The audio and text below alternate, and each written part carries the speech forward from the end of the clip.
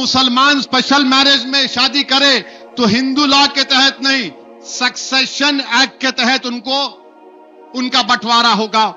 अब आप यूसीसी की बात करते हैं, हिंदू अनडिवाइडेड फैमिली के टैक्स रिबेट हमको दो, इक्वालिटी का वायलेशन है ना, उसकी बात नहीं करते। यूसीसी की बात करने वाले बताओ क्या मिताक्षरा या दयाभागा स्कूल ऑफ थॉट होगा?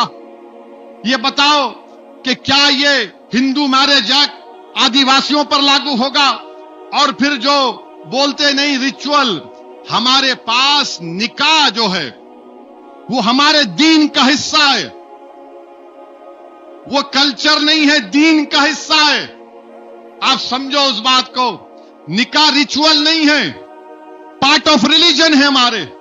और फिर आप बोलते हैं ये सब वो कर देंगे। अब आप हमको ये बताओ कि अगर मैंने कह दिया ससुराल में जाके खिदमत नहीं करे तो क्रूरल्टी है। अब आप देखो, अगर हिंदू धर्म में किसी को अपने बीवी को छोड़ना है, क्रूरल्टी बताना पड़ता, जज साहब को मुतमईन करना पड़ता कि क्रूरल्टी हुई। 5-5 साल 4-4 साल रिश्ता केस चल रहा। एक चीफ मिनिस्टर है भारत के, तकरीबन मेरे ख्याल से 10 साल से उनका केस चल रहा। बीवी बोलती है मैं छोड़ती नहीं, इन्हों बोल रहे मैं छोड़ता हूं, क्योंकि उनका केस निकाह नहीं था, वो बेचारा 10 साल से फंसा हुआ है, निकल ही नहीं सक रहा उन्हें। हम आपको ये बता रहे हैं कि इर्रिट्रीवेबल ब्रेक डाउन हुआ तो आपको सुप्रीम कोर्ट जाना पड़ता, और आप यूनिफॉर्म सिविल कोड के नाम पर हिंदू लॉ मुसलमानों पर मुसल्लत नहीं कर सकते। कैसे आप मुझ पर मुसल्लत करेंगे? मुझे अपने दीन के मुताबिक चलना चाहिए।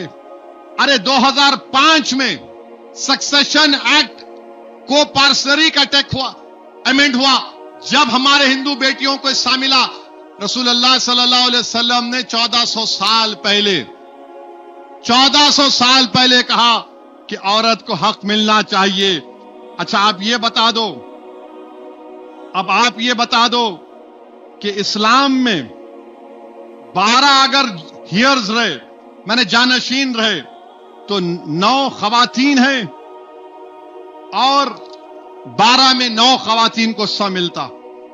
अगर एक खातून के 5 मर्द रिश्तेदार हैं, उसमें से उसको हिस्सा मिलता, और मर्द को अपने 3 खवातीन रिश्तेदारों से हिस्सा मिलता। अरे जेंडर जस्टिस की बात करने वालों, तालीम दो ना, नौकरी दो, ताकत दो। नहीं, हम जेंडर जस्टिस करेंगे। जेंडर जस्टिस करने वाले ज़किया जाफरी से मुलाकात नहीं करते। जेंडर जस्टिस की बात करने वाले उन बच्चों से मुलाकात नहीं करते जिनको दिल्ली में जनगणना पढ़कर उनको पुलिस ने मार दिया। और फिर यूसीसी की बात करते हैं, लव जिहाद की बात होती है। नहीं, मौसम आ गया, अंडा नहीं खाना, गोश्त नहीं खाना। और फिर आप बोलते बुलडोजर के इंसाफ।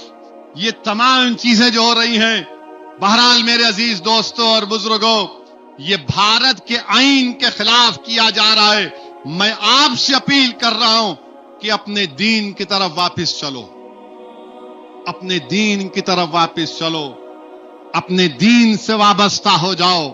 कुरान और